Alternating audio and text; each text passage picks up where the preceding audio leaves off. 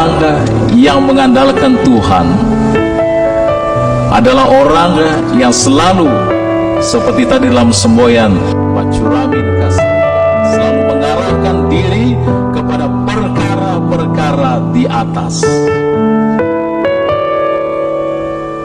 Tentu tidak bisa mengandalkan diri kepada perkara-perkara di atas kalau kita itu nggak pernah berdoa. Tidak bisa mengatakan diri sebagai orang beriman mengandalkan Tuhan tapi nggak pernah berdoa. Itu sama dengan seorang ibu yang datang kepada dokter. Pak dokter, kenapa ya bibir saya ini pecah-pecah, dada saya rasanya sesak, ini gejala penyakit apa Pak dokter? Lalu Pak dokter katakan, oh ibu, itu gejala penyakit lain di bibir, lain di hati. Jadi tidak mungkin mengatakan beriman dan mengandalkan Tuhan tapi tidak pernah berdoa. Maka orang bijak mengatakan kalau berdoa itu jangan part time, jangan sometimes, apalagi no time.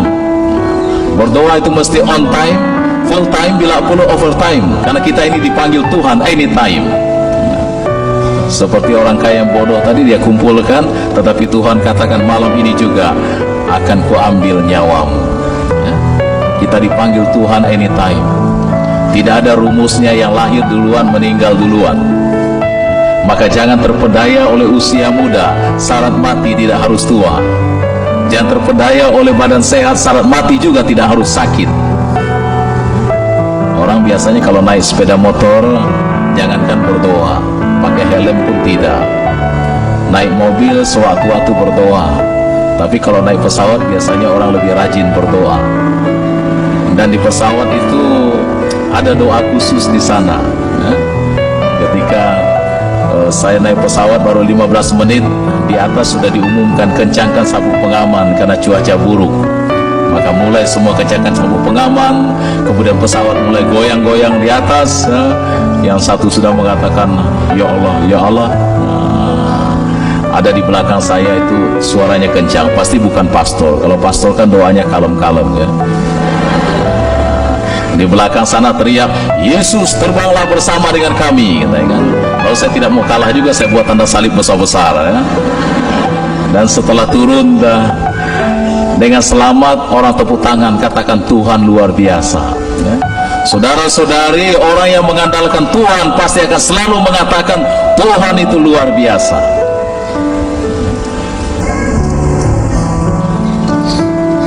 Beberapa bulan yang lalu pulang dari Tanah Suci juga bersama dengan rombongan. Biasa kalau kita melintasi India, cuaca biasanya agak kurang bagus, jadi goyangan pesawat juga lumayan. Begitulah terjadi biasanya kan.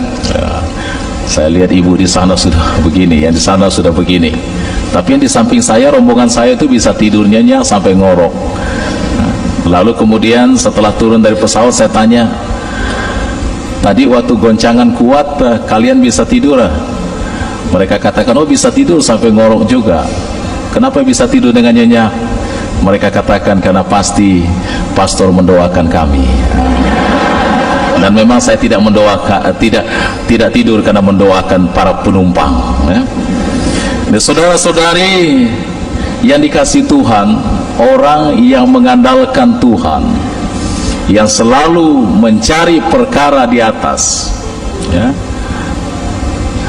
itu dapat mengubah diri menjadi domba, dari serigala menjadi domba.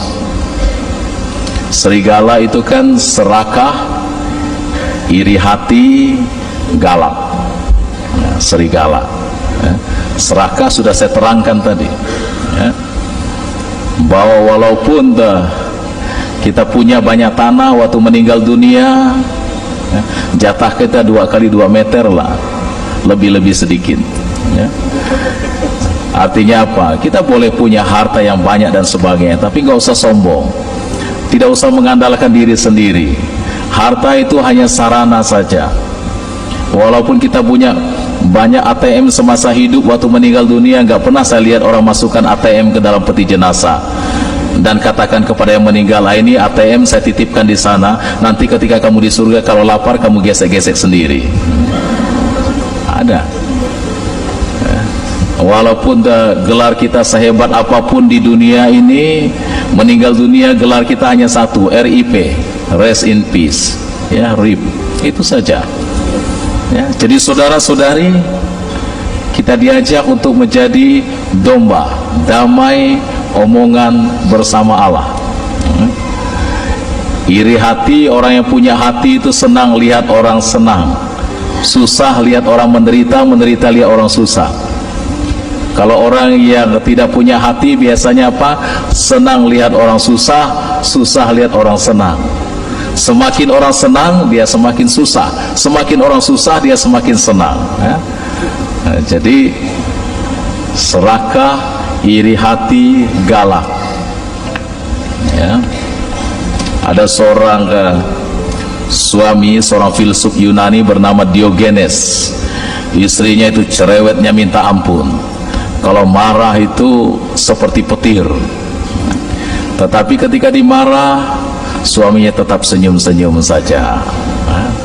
Lalu merasa nggak ada lawan, istrinya ambil ember isi air, tuangkan ke kepala suaminya, basah kuyup dari atas sampai ke bawah. Tetapi suami tetap senyum-senyum saja dan katakan, biasanya kalau ada petir akan turun hujan. Jadi berbahagialah ibu-ibu yang punya suami seperti itu, ya.